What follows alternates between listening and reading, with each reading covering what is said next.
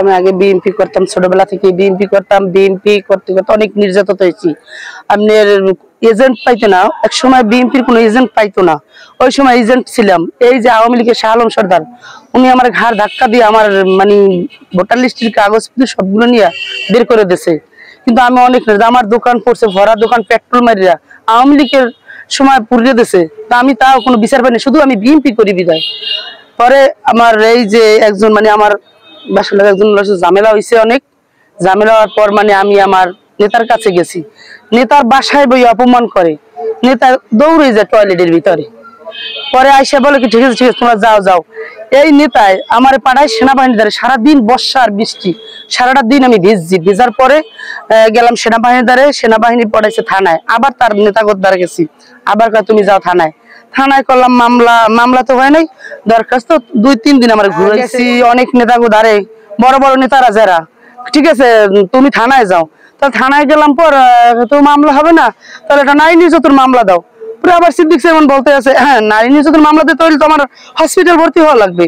পরে আমি হসপিটাল ভর্তি নেই, পরে হেকে আমি ফোন দিয়ে দিই তুমি যাও হসপিটাল যাই ভর্তি হও, নারী নির্যাতন মামলা নাহলে পটুয়াখালী যাও।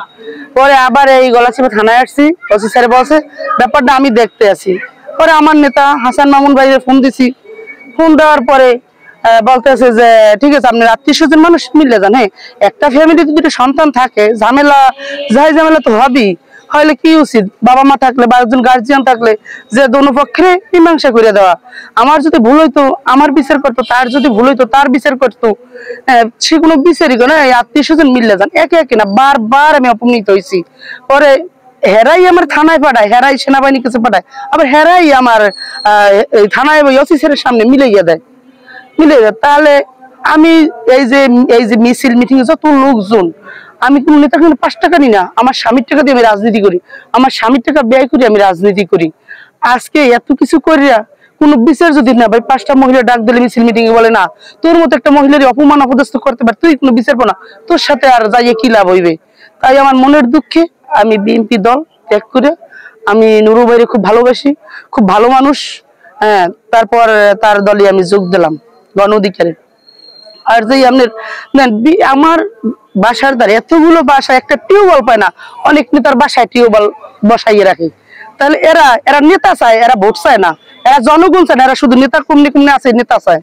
নেতা চাইলে নামের চাল দেয়, প্রত্যেক নেতার বাসায় 3-4 বস্তা করে চাল যায়। আর মনে হয় আমার লগে যারা লোকজন চলাফেরা করে মিছিল মিটিং এ থাকে, এরা একটা চাউলও পায় না। না আমি একজন ক্যান্ডিডেট ছিলাম পৌর মানে কমিটি ছাড়তে, কোনো সদস্য পদ বাতিল করে নাই আর যাইয়া কিছুই করে না। আমি এমনি আমার মন থেকে যে আমি এমন একটা দল করতে চাই, একটা দলের ভালোবাসি, সংসারের মতো একটা ফ্যামিলির মতো ভালোবাসি একটা দল।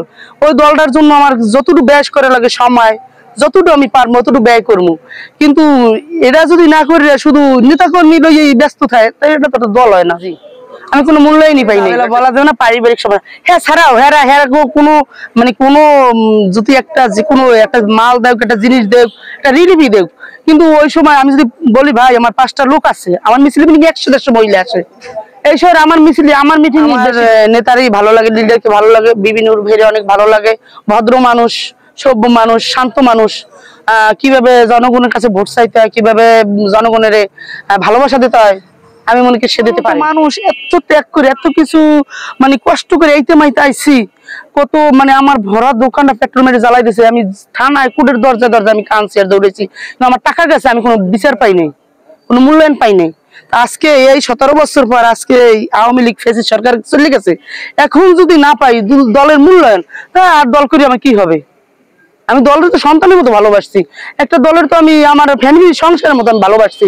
সংসারে যতটুকু সময় ব্যয় করছি ওর 3 গুণ আমি ব্যয় করছি যে আমার দলের পিছে।